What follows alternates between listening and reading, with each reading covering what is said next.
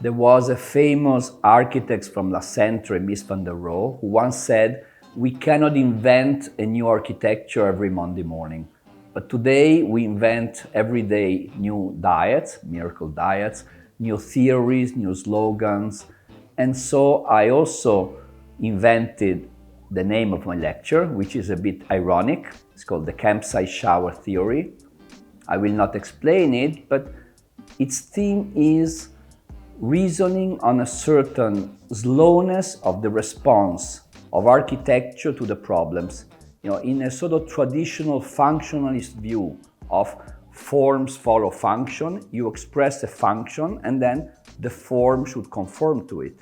But today, things change so fast, we've seen with the COVID of other events, where the program changes as you move with the design. So the design is always a bit late, as when you go in a campsite shower, you turn the hot water, but then it takes some time to go through the tube, so it gets hotter and hotter, and then you steer, you go cold, and then it gets too cold.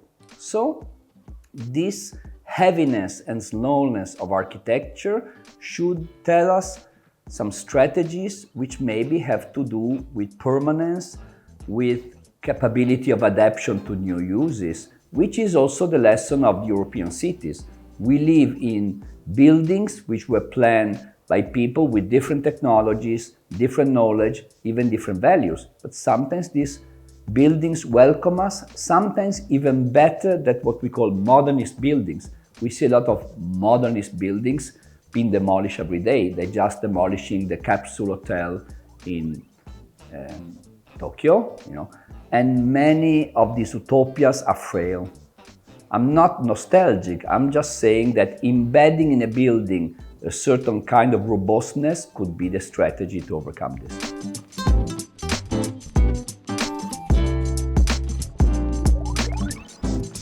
So I start from a very simple observation that even if historical city is made by us, we feel it as a second nature. It's, the space of the historical city hosts very well both our desire of privacy, of defense in the room, and a desire of being together, even of gossip, which is the street and the square. But we feel it as something which almost always was there. We also feel it as something you could live, today we're talking about sustainability, and you take this Mexican village, you leave it alone for 10 years, it would go back, its material back to nature, so something intrinsically ecological. And the Italian city has this peculiar feeling with all of this, even if it's cultured, the stones make some kind of tapestry, and we always have a feeling of coziness of the public space. This is quite peculiar to our country. All this looked very good, but somehow around the 1850, the cities were not sized anymore, is the term from the city to the metropolis. The first generation who said, okay, we had this, but this is not responding anymore to our needs, we need a new city. In a way, we applied what is called Taylorism, the work organization to the new city. This is a city of the engineers, the infrastructures, the sewers, and it's a very Marxist view, the factory and all the workers. So we built this new city which responded to our needs, but somehow we imagined it would be very ordered. But then in the end, something escaped, like in Jurassic Park. Going from the city to the metropolis, we also built the metropolis, but eastern metropolis of 30 million inhabitants looks like also almost escaping our control. It looks more like a landscape than a city itself. In Europe or in Italy, many times I travel for work in the Veneto region. This is what some people call città estesa, città diffusa, middle landscape, and it works very well. Even a child can enter a highway, get out of the highway, go to play tennis in a bubble, go to have fun in a multi-cinema center, shut yourself in a residential enclave. It works well, but somehow the separation of the parts given by responding to single function lost the serendipity and the in-between which has a historical city. You could say in Venice you don't need a playground because the whole city is a playground. So what to do? You know, when we have to turn from observation to design, we have a problem, and in the old times it was easier. This is from Étienne Louis Louran, marcher à suivre dans la composition du projet quelconque. Steps to follow to the composition of any design. One, you do the symmetry axis, you the minor symmetry, you trace the walls, you put the column, and hop, you get any projects. You know, but in a way, the fragments of the Lego system, they were the Pantheon or the terms. The classical system gave you an advantage. It gives you it turns the problem of creation in a problem of composing well the pieces, which are classical in this case. You know, it's like how to draw a cat. You know, in 5 steps, you get the cat. But today, I just typed method the other day on internet, and again, everybody is teaching a methodology, this method with a capital M, you know, and we substituted to the idea of final quality of a project, the idea of procedure. Today, in our work, we spend 80–90% of the time checking rules and regulation and steps and the BIM and all these things. And then the idea is that you follow all the steps, you get something, but today you can apply all the steps and have something which is correct but a bit mediocre. So for a moment, if we think as the functionalist method taught us that the project starts from the analysis of function, and then the method is a black box and you have an output. We all know, of course, what is input-output systems. You know, the more you press the pedal on a car, the faster you go. But then you see the police, you take out your brake, and you know you get. So it's a direct relation between input and output, but sometimes you have a delay or time factor.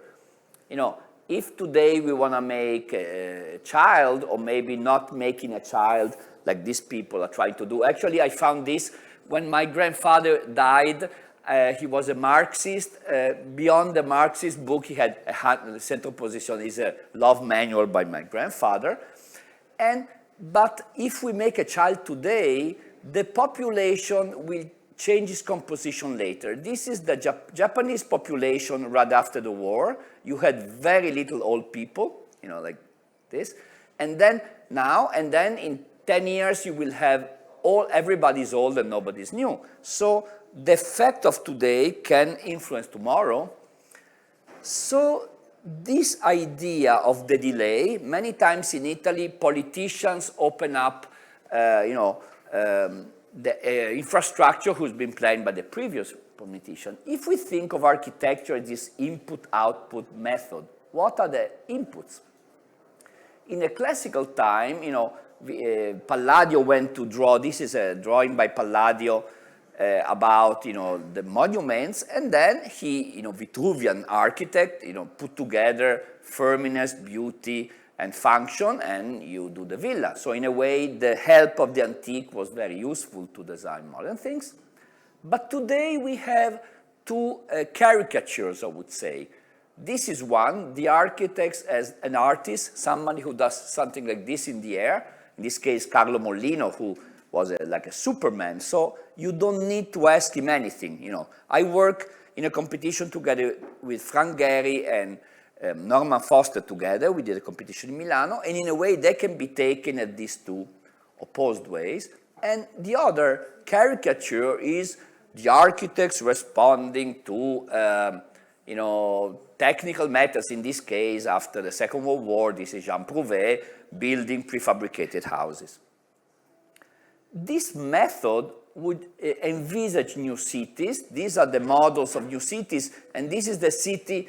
This is taken from a cover my father brought me. It was called The World of the Future in 1964. I was like 8 or 9 years old. I would be convinced that in the future we'll live in this city. But the criticism of, this is again 1964, Christopher Alexander says that this kind of projection is too simple. in a way, the real city has more connection. He criticized this tree model, taking the tree as something where each node is connected to each other one by just a single line. This idea that the modernists could generate a total new cities have some famous models. This is Bodaglia City by Frank Lloyd Wright, and this is the model of Chandigarh done by Le Corbusier. Actually, I took this picture in the mayor's office. When we were kids or students, we studied, the capital of Chandigarh. Of course, Chandigarh has a very complex political history, and then maybe 6 or 7 years ago, I was invited there. I actually never went, so I went to see it, and this is what you have to go through a checkpoint. In between this great esplanade, you have a barrier with barbed wire. This is the courtrooms. You have fragments of Le Corbusier in everyday life. These are the famous Brise Soleil by Le Corbusier, but then in Punjab you have a lot of humidity, so people still put air conditioning.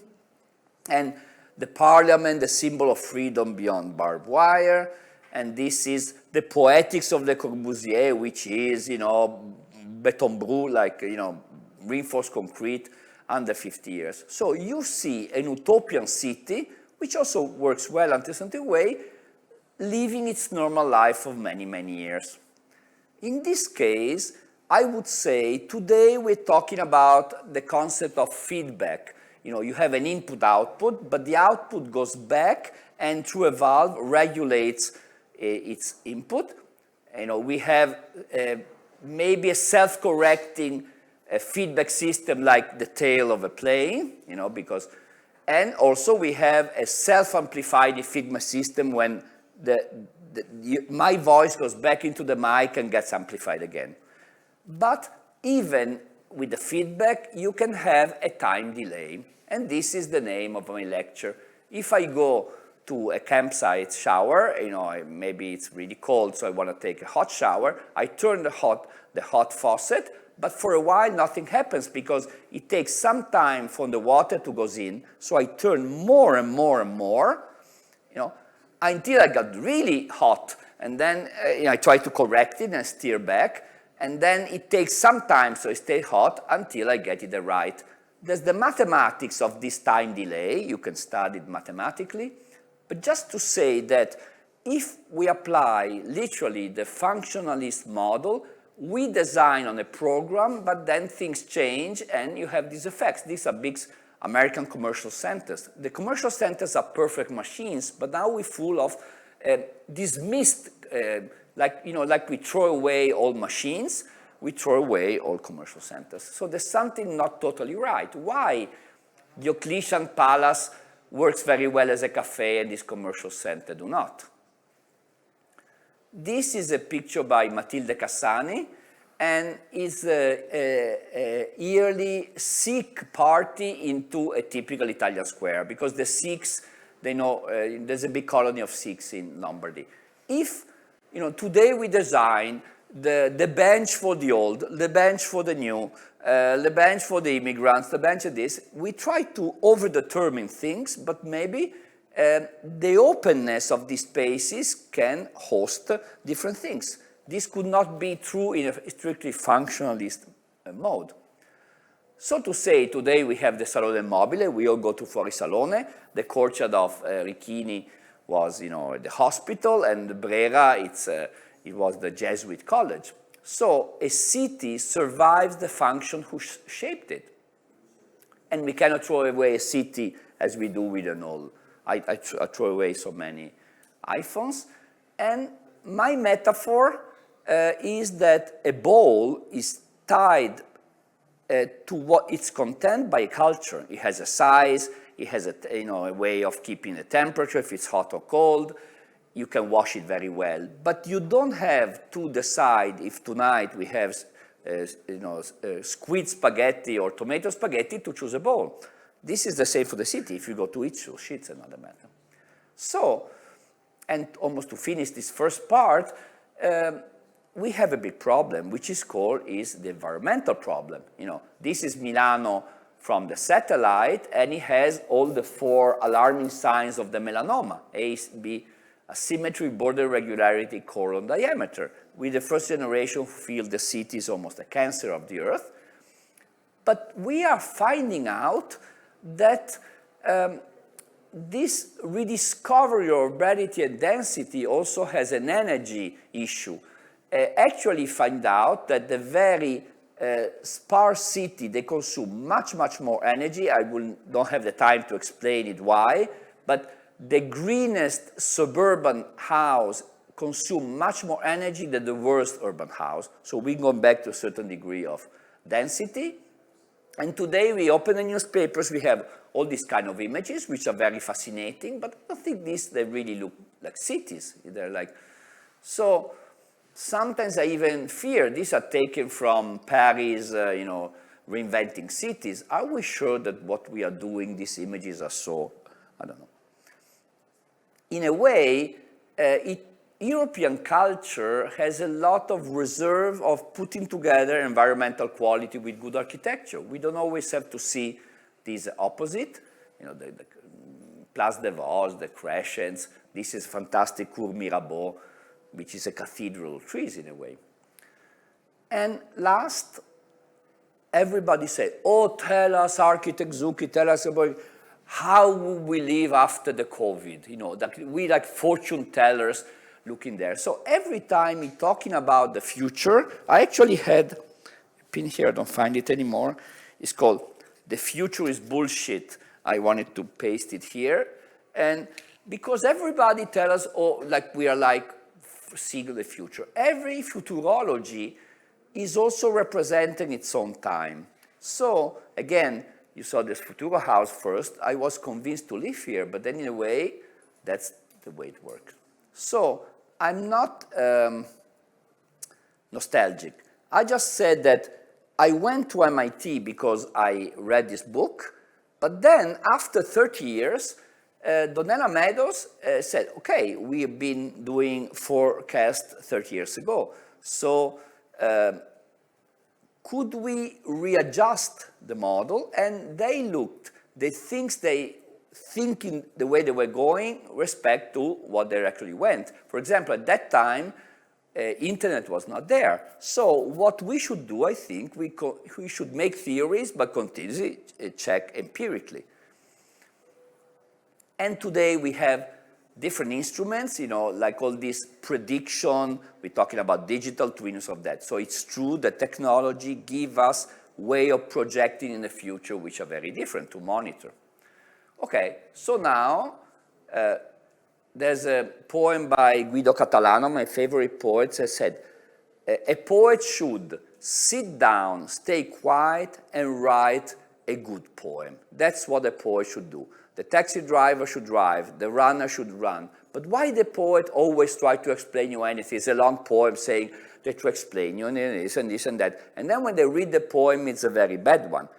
And when you sit down, what do you do with all these fancies I just taught? So this is Cino Zucchi actually tried to design a faucet.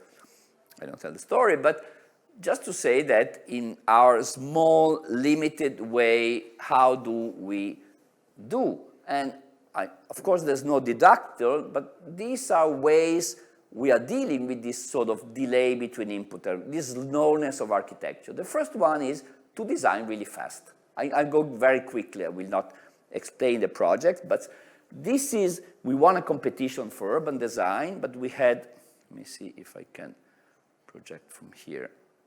No, I don't see, okay. I don't see nothing coming out, but this was a master plan, but we had this sort of passerella, this walkway, and then the people from the streets of, this is in Lugano, they said, if you transform it into a sound barrier, we could pay for it, but then they asked us for a temporary installation just to hide the technical part of this new tunnel. So this is something we last for 4 or 5 years while they're doing the works.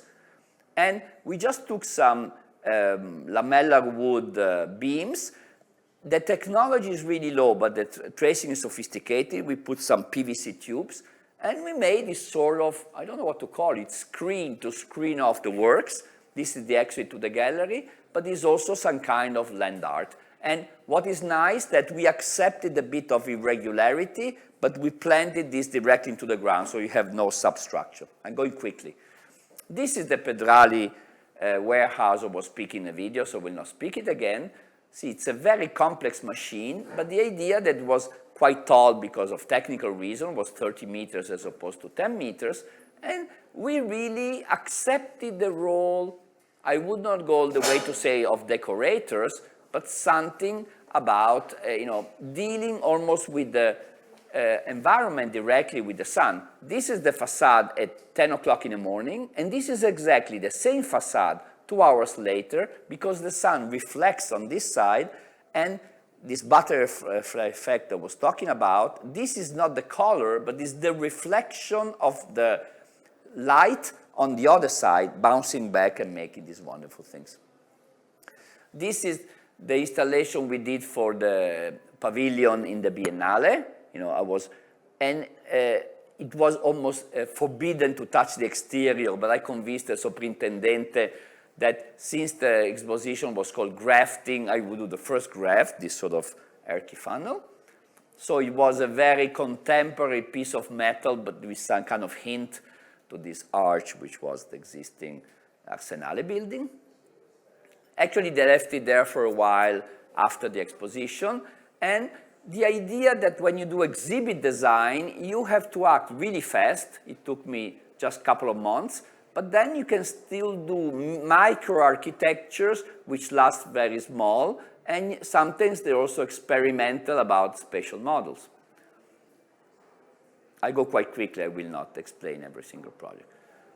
So this idea that you create events, in this case a long bench in the Biennale, and this can stay up. Then the Graftons again asked me the next Biennale to do something. Cino Zucchi, do you want to interpret the work of Caccia Dominioni your own? So it was not an exposition about him, just an interpretation. We did this sort of funny, almost panettone. Inside we did a beautiful reconstruction with all the original drawings and his original lamp of this, just one work of Caccia Dominioni with very, very nice models. These are his original drawings. And again, going into this, all these projects, it takes 15 days, 1 month to design. In this case, Mapei is a quite famous brand of sealants like this, asked me to do at the last Salone del Mobile, if you go to the Statale del Fuori Salone, and the place assigned was this portal. Usually people did things in front, but then I remembered, in '89, I draw that portal, so because I had to redraw the whole building. So everybody else usually puts something over, but we invented this idea of taking the existing portal and stretch it out by a factor of 7. This is actually our installation. From far away, it's almost a camouflage, like you can see. Then as you get closer and closer, something happens. And then this is actually not deformed by the photograph, it's really what it is. So it just jumps into you. So this idea is like this stretching architecture, interpreting what is there, in this case in a caricature way, instead of just overlooking something. So the idea that some ideas can start just by the observation of what is there. These are the all small jobs. This is actually the showroom of De Castelli, Milano. De Castelli do very good metal. Actually, later I have to go to a cocktail. They just invited me. And it's a project with no building permission because it was just interior design, but they had this big portal, so we did this. They do metal, so we want to show the metal. You open the door. The entrance is a door which like an angel wings, which is always open with the tracing on the ground. I had fun in designing this quite careful handle. And this is interior. This is all custom design. And these are catalog of all what they do. They do the oxidized metal. So we had fun in using their own product and their own technology. It's all self-made by them. This is the showroom for the things, the library. And then we did together with Morselletto, they do very sophisticated stone. This, I don't know how to call them, paracari, like bollards, with mixed by cut the the metal and with, we call it marmorino, like stucco stone. So they're quite sophisticated pieces. And then I had this idea saying, you know, it's a showroom, you should renew it every month. So I designed 12 doors, cutout doors. They change it every month. Each has the name of a month. And then this for the first year, then say, why don't you call an artist for the next year to do others? So each month they renew the front door. I think I took, yeah, these are the picture of the two doors. So this remains there and this piece changes every month. Okay, second thing, I try to go quick, to adopt more sophisticated modeling instruments. Today you can have the BIM. You know, the BIM in a way reconstructs a total virtual existence of the building before the building being there. You can put together all the plumbing, you know, even tracing the plumbing, and that's the real thing. And while we're doing the Saleva, this is a work, we won a competition together with Paca Associati many years ago. And we had so little time, we had to design, but in a way, we designed the principle how to do things. This is a tender by one of the people who were doing the facades and the structure, when instead of designing each piece, we designed the laws, the generating laws to follow that quite carefully, how to deal with every corner and discontinuity of the skin. So in a way, it was designing not everything, but the system to do things, and the working drawings were done directly by the people. This is the way you construct it. And it's a strange building because it's totally closed toward the highway. You can see it going up to Innsbruck. And on the other side, it's very welcoming because it has the biggest palestra, rock climbing school. This is Reinhold Messner opening it, and this is the youngest Italian climber. So quickly, acknowledge the importance of public space. Again, we had the chance to do this very small neighborhood park in San Donato de Piave. This is Google, in a very suburban, boring place. We try to give some spaces which are very, there's a unity, there's a swimming pool, a sitting place. This should be an oak tree by now. Different episodes, the children, you know, playing, and so on. This can be used also, this can be used as the trap in the morning to the children play. Then in the evening, people go there to shoot, you know, the junkies. So the police comes, they all get them. So it has a double function. Okay? Just to say you can have some kind of suburban romanticism. Almost finished. This is the Portello area. It was a very, very big factory in Milano. And then the story is very complex. Gino Valle did the overall master plan after a year severe programming. There's a shopping center, but we end up doing the black part. This is by Gino Valle, that's by Guido Canali. And that's the park is for Keep Park. It was very, very dense, and we did social housing, free market housing, and the offices of Hyper. And with quite low cost, we tried to give a lot of balconies also to the social housing. And also some kind of variety. I like the idea that the child can say, I lived on the 7th floor without counting the floors. You know, you can, so this variation is also to give the idea that each apartment is a bit different from the other one. On the other side, I think we accept the same language as the suburban. We don't, when you go to city life, you have the idea that you refuse what's around. And in this case, quite as a fabric, this is a bit richer free market housing. The idea when you touch the ground, you smile to the city, the porticos. Cino e Cino, tutto molto bello, ma non sappiamo dove stendere I panni. Cino, Cino, everything is nice, but we don't know where to hang clothes.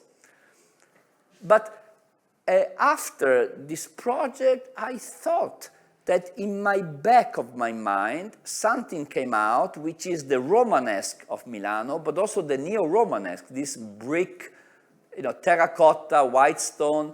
It was, I did not do on purpose, but I realized I did it. And also, then I realized there was a house of Cacciadominioni. I didn't realize after, I did many kind of roofs, and then I realized I copied him. So this is me copying him. You saw that. And I like this quotation: nothing more original, nothing more yourself than feeding oneself with others. But you have to digest them. The lion is made of digested sheep. I think we all strive for be original. When I talk to my students, I said, can you substitute the concept of originality, I'm not like anybody else, with the concept of specificity? You know, this is important. But the Portello I like because he really managed to design some open space in a very problematic social place that people still gather. Okay.